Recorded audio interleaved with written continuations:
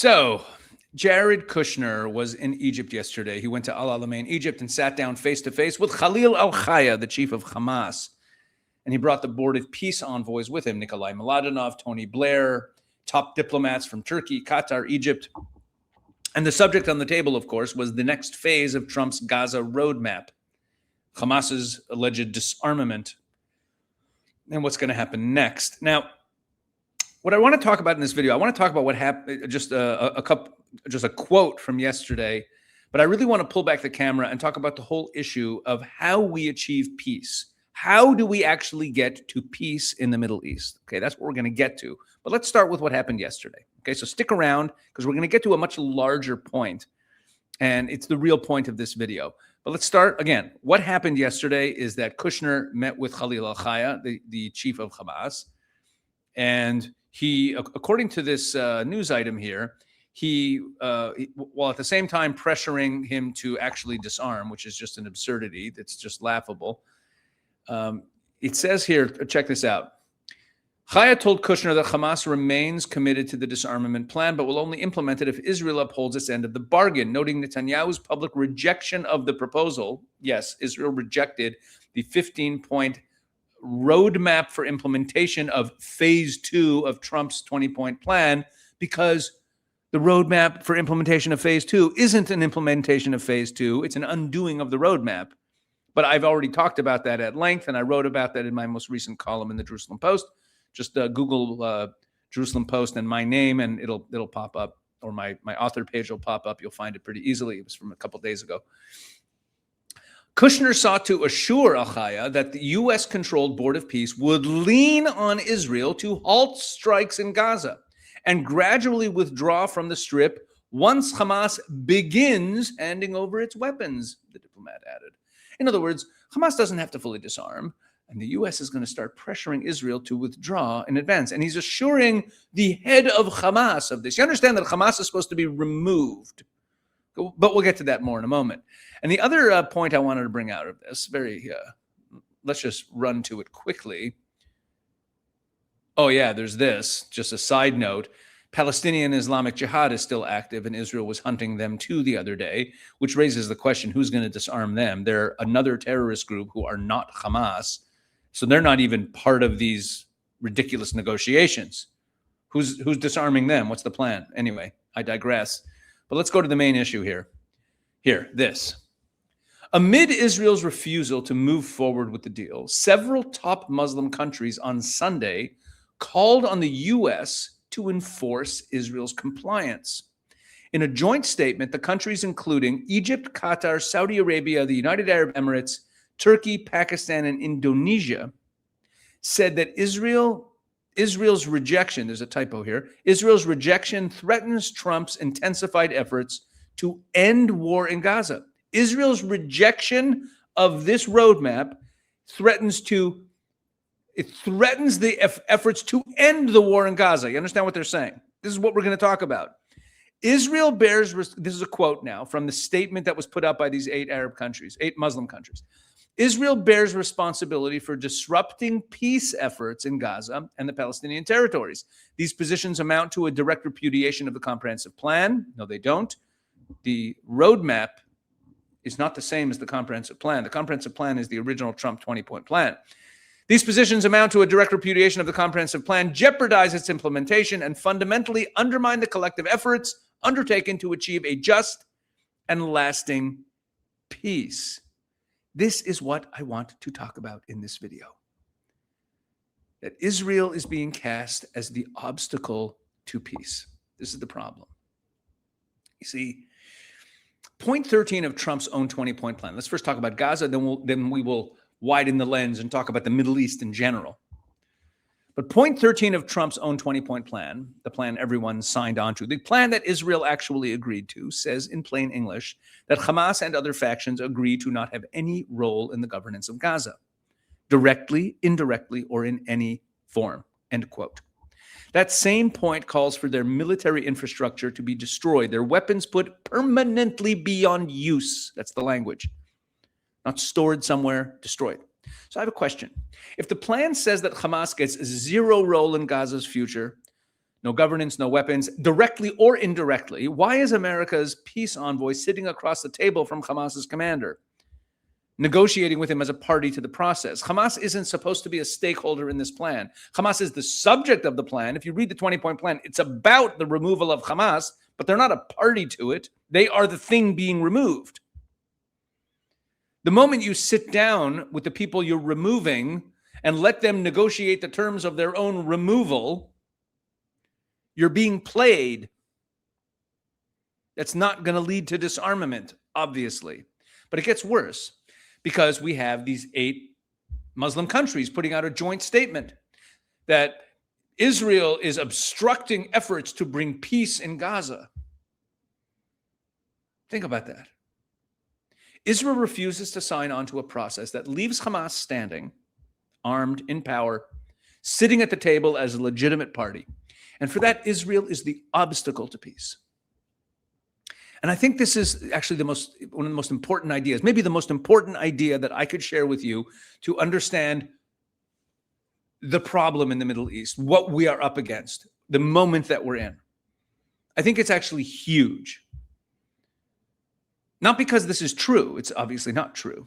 It's because it's exactly backwards. And once you see how backwards it is, and I mean the statement that says that Israel's refusal to engage in this process that leaves Hamas somehow standing, meaning that stops short of the original plan to completely remove them, that Israel not agreeing to this half measure is an obstacle to peace, is exactly backwards. Once you see how backwards it is, you'll understand that this is the same problem, identical problem that is plaguing us in the situation in Lebanon and in Iran, all of it. Here's the logic. Track with me here. Here's the logic being sold to us.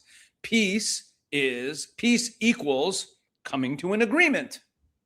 An agreement requires 2 parties. Hamas is a party. Therefore, peace requires coming to an agreement with Hamas, some sort of ceasefire. And that means that there's a quid pro quo and that there's maybe some power sharing, a little bit. Some version of Gaza's future with Hamas in some form, maybe with a different name, and maybe not quite Hamas, but almost Hamas, used to be Hamas, something like that, might remain in some form. And if Israel doesn't accept that, Israel's choosing war over peace. Every link in that logic is broken. Peace is not an agreement. Peace means that there is no longer, on the other side, an entity or a force that is actively committed to making war, to conflict, to your annihilation in this case. So you don't achieve that by signing something with that force. You achieve it by removing that force when you no longer have an enemy who is actively devoted to and seeking your annihilation and is actively and seeking conflict. Then you have peace. A ceasefire that leaves Hamas in any kind of power, directly or indirectly, isn't peace. It's a reload. It's what Muslims call a hudna, which is a temporary ceasefire while you strengthen yourself and get ready for the next round. Israel's already run this experiment for decades, kicking the can down the road with these half measures. Every round ended in more war and not less, because the thing generating the conflict, the enemy who seeks conflict, who seeks our annihilation, was never actually dealt with. That's what Israel's trying to accomplish post-October 7th, is to actually get to peace. You see, when Israel says no to a deal that leaves Hamas intact in any way, Israel isn't obstructing peace. Israel's refusing to sign the guarantee that there will be another war. The people calling that obstruction to peace have actually redefined peace to mean the fighting stops temporarily. And I refuse to accept that definition. Peace means the fighting stops permanently. And it only stops permanently when Hamas and Palestinian Islamic Jihad and whoever is hell-bent on destroying Israel does not have any ability to act on that at all. that they don't exist as a governing or armed force at all. Now, let's walk through the same logic in the north, in Lebanon. Everybody, including the diplomats who won't say it out loud, everybody knows that Hezbollah is never going to disarm voluntarily. It's not a negotiating position. They're holding back for the right concession.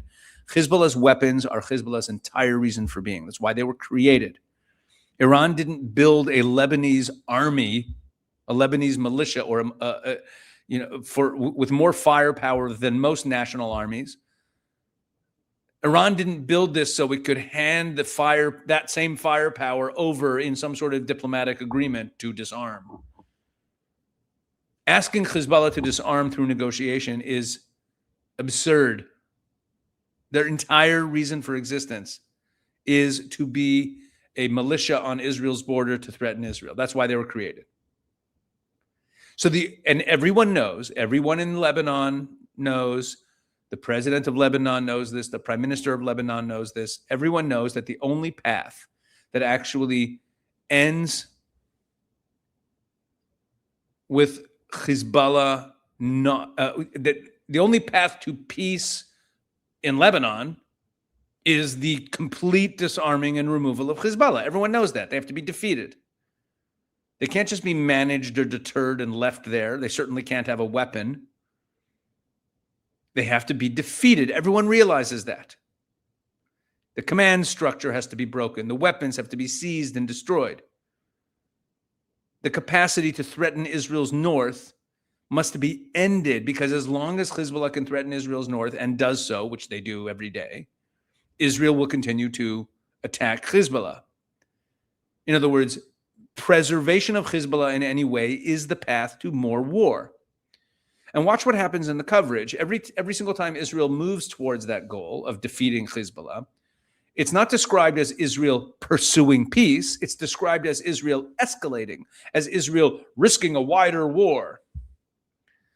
The word peace gets reserved, once again, for the side that wants to negotiate with the bad actors and stop short of defeating them. Those are the peace people, right?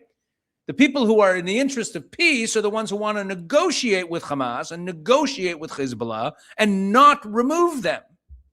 They're the ones who get the title of being in favor of peace. But if you want to fight Hezbollah and you want to fight Hamas because you want to actually have victory over them, you're called anti-peace. Let me say it plainly. A ceasefire that leaves Hezbollah armed is not peace. It is a pause with a countdown clock. Real peace on Israel's northern border requires Hezbollah's actual defeat.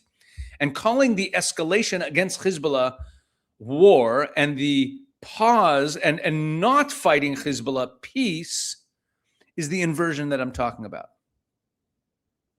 Let's go to another level. Let's go to the parent organization, to Iran themselves, because that's where the logic gets tested even more. It's the same logic, though.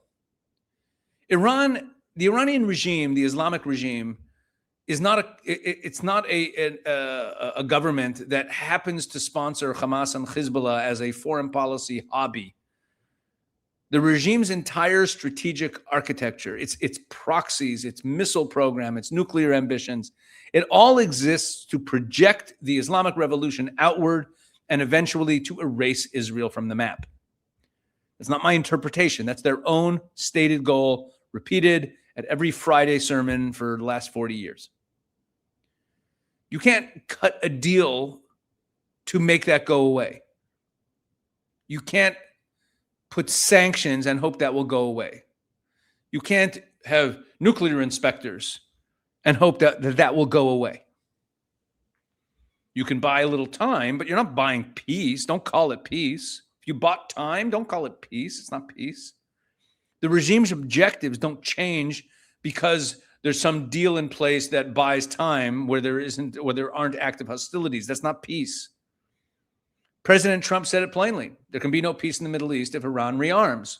Okay, he's right.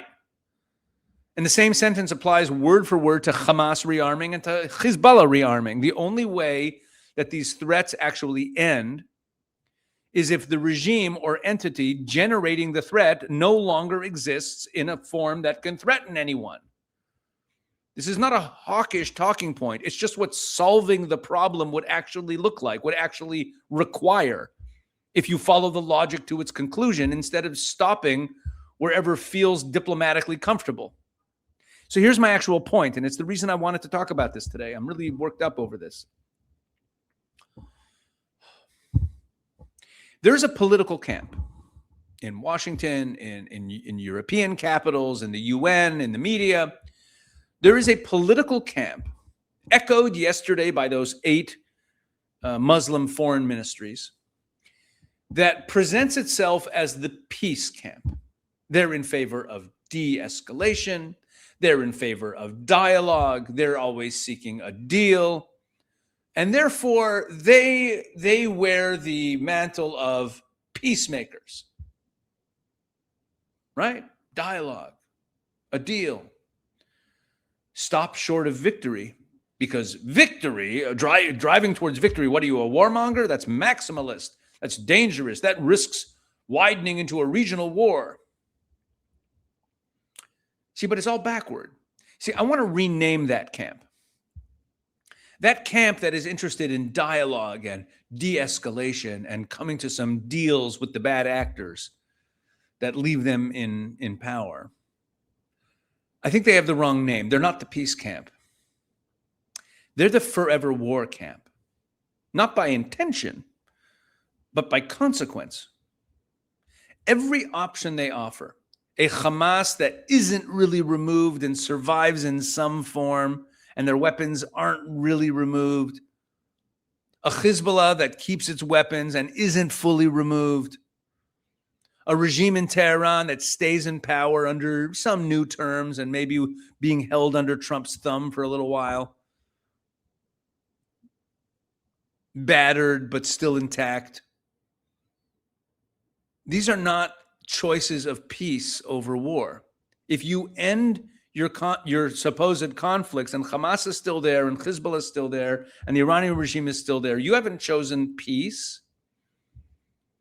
You're choosing a longer, slower war, maybe a war with better PR. You're choosing a longer war over a shorter one that actually ends. And the people that they call warmongers, the ones who on our side saying finish the job, remove Hamas from power entirely, defeat Hezbollah, end the regime in Tehran, we're the ones who are called warmongers, but we're actually the ones who have a plan to get to peace. Escalate fast, all the way to real victory, and the war ends. That's not bloodlust.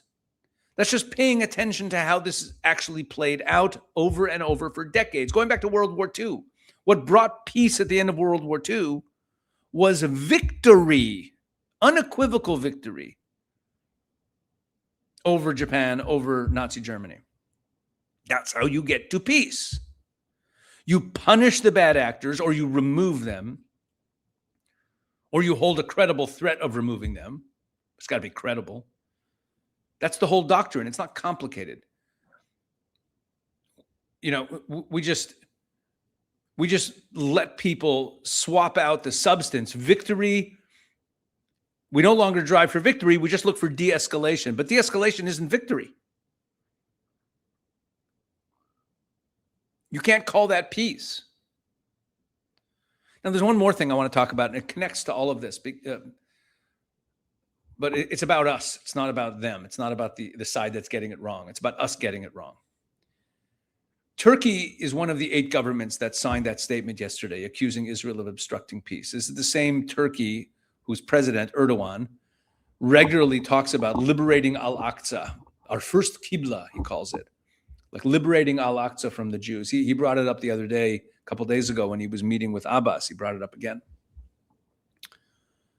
And meanwhile, Israel, which actually controls the Temple Mount, the holiest site in Judaism, won't even say out loud as a matter of policy that this is a Jewish place, that it's a Jewish holy site, and that we have control over it. So instead, we have restrictions on Jewish prayer. We have restrictions on Christian prayer. We allow that to continue. We manage the ambiguity instead of asserting the truth, Or take another example, Joseph's tomb in Shechem, what's known as Nablus. Joseph's tomb. Joseph, the biblical Joseph.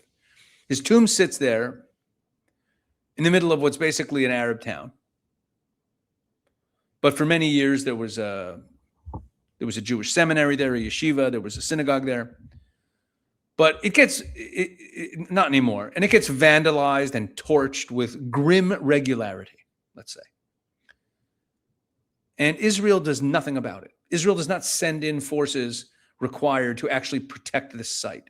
Not because it can't, but because again and again, the decision gets made that provoking a confrontation over defending our own sacred, historical, cultural, religious site is not worth it.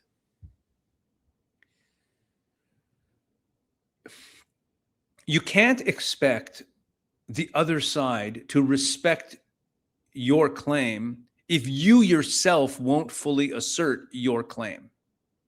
If we believe, and I do,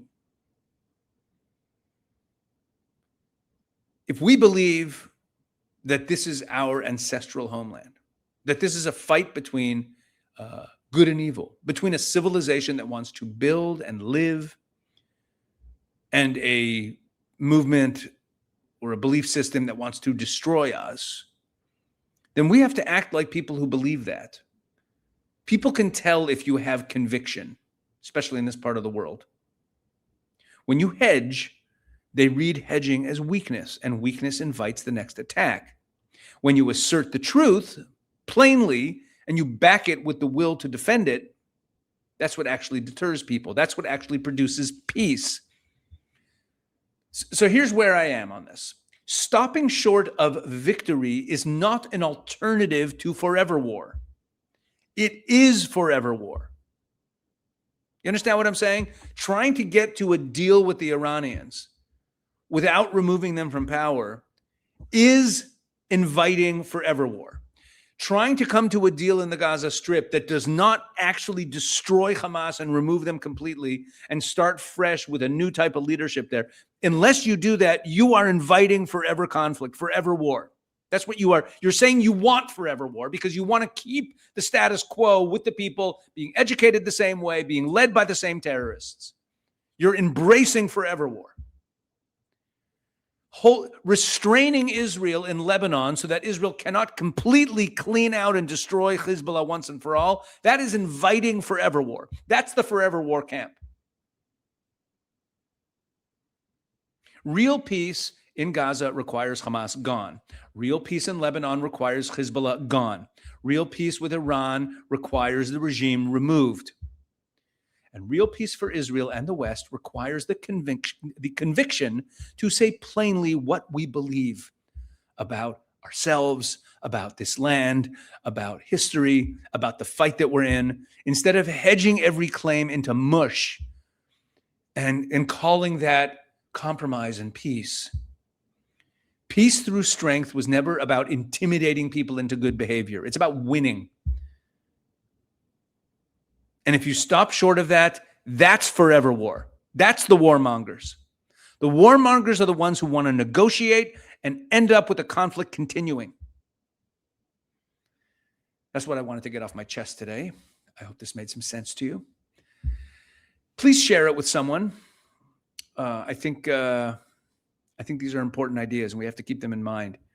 And we have to stay confident that we are on the right path. No more half measures. We have to also pray that our leaders remain strong and steadfast and hold on to these principles so that we don't end up fighting these conflicts forever and ever and ever, which is, again, those who negotiate, those who advocate for stopping short of victory and negotiating are the forever war camp, not us. Not us. Remember that. All right. God bless. Thanks for watching.